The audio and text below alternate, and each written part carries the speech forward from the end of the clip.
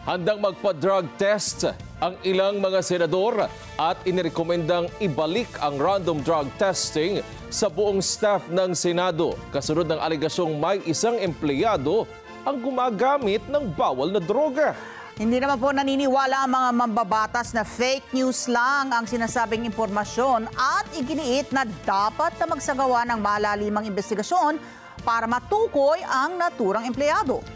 Inihayag naman ni Senador Robin Hood Padilla na may internal investigation na silang ginagawa sa kanilang staff at pinagpapaliwanag ito sa loob ng 5 araw. Para sa detalye, kunin natin ang balita kay Mean Corvera. Mean.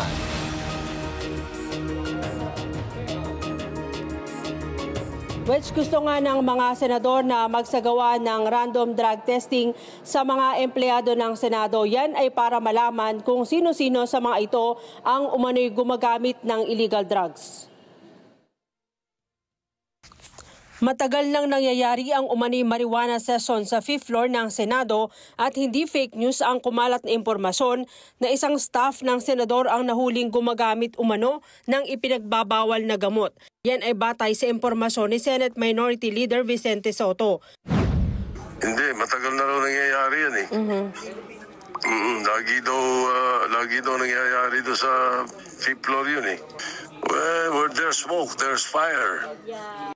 Nakakahiya ayon kay Sotto na nakakaladkad ang Senado sa ganitong issue gayong dapat sila ang mga ehemplo. Nagugulat ako, nakakahiya yan. Sobrang nakakahiya yan. Yun pa naman ang isa sa mga pinaka-advocacy ko, hindi ba? Tapos may mga balitang ganyan. Nakakahiya yan, nakakahiya sa mga kababayan natin. Sa Senado pa, kapal naman nila. Hindi kumbinsido ang mambabatas na fake news lang ang kumalat na impormasyon at dapat anyang malaman kung may nangyayaring cover-up. Nais ni Sotto na ibalik rin ang dati ng patakaran sa Senado na magsagawa ng random drug testing para malaman kung may mga empleyado ba na gumagamit ng illegal drugs. Alamin natin kung fake news kaya, no? May cover-up. Di ba? Fake news o cover-up? Yan ang tanongin natin. Dati na yun, hindi, optional yung mga senador, pero yung mga empleyado, random, every now and then. Pabor sina Senators Ronald Bato de la Rosa at JV Ejercito sa random drug testing at sila mismo handang sumailalim sa drug test para matiyak na drug-free ang Senado. So dapat mayroong mga drug test siguro doon sa mga suspected user dyan sa Senado. Hindi mo pwedeng i-dismiss na lang kaagad ng fake news without going through the proper investigation tsaka yung pang drug test siguro. Kapwa naman nanawagan sina De La Rosa at Senator JV Ejercito na magsagawa ng malalimang investigasyon ang Senado at papanagutin sa batas ang empleyado kung mapapatunayang totoong gumagamit ng illegal drugs. Dapat ibisigahan talaga yan at masanksyon yung suspect na yan. At kung talagang lumalabas na mapatunayan na talagang gumamit siya ng marijuana, din dapat mapailan ng kaso. Dahil alam natin na violation yan sa Dangerous Drugs Act. Kahit na marijuana yan, sabihin natin organic yan. Organic lang yan, marijuana yan, pero nakasaad yan sa ating panukalang batas. Sa batas natin sa Dangerous Drugs Act na listed yung marijuana as prohibited drugs. Well, hindi pwede yan kasi unang-una hindi pa illegal, no? Ang considered illegal pang marijuana. Siyempre, Senado kami nga ang gumagawa ng batas tapos hindi naman pwedeng kami rin ang lalabag dito. So, hindi dapat paligpasin.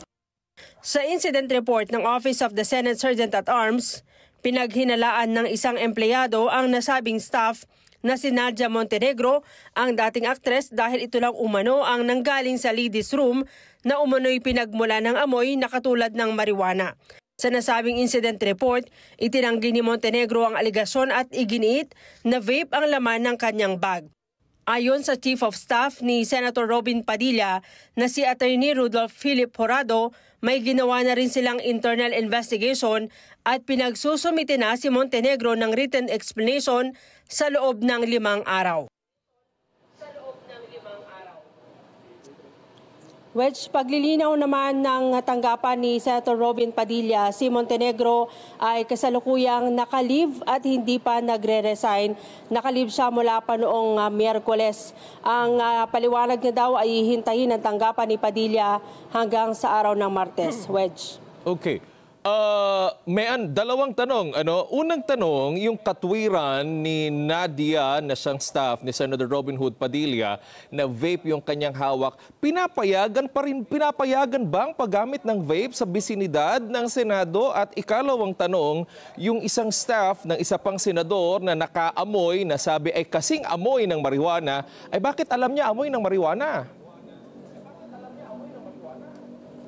Alam mo, Wedge, yung nagsumbong galing dun sa tanggapan ng isang senador na dating pulis.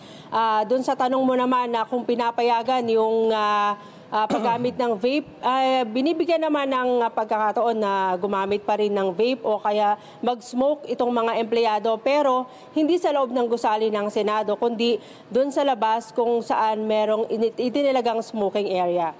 Huling tanong na lang, Mayan, di ba merong mga CCTV cameras dyan sa Senado, hindi ba nila matatansya kung gaano katagal gumamit ng CR itong pinaghihinalaan nila na si Nadia at doon pagsuspetsahan nga kung bakit napakatagal niyang gumamit ng CR? Meron naman, Wedge, pero kasi ang isang babae, alam mo naman kung gaano katagal.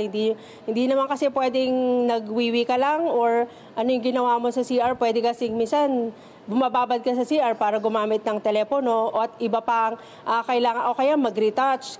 Yung babae matagal talaga sa CR, so hindi yan na paghihinalaan. Bukod dyan, wala naman talagang CCTV kahit saang palikuran, Wedge.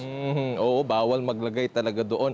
Maraming salamat. Napaka-blooming ni Mayan Corvera ngayong gabi at maraming salamat, Mayan Corvera.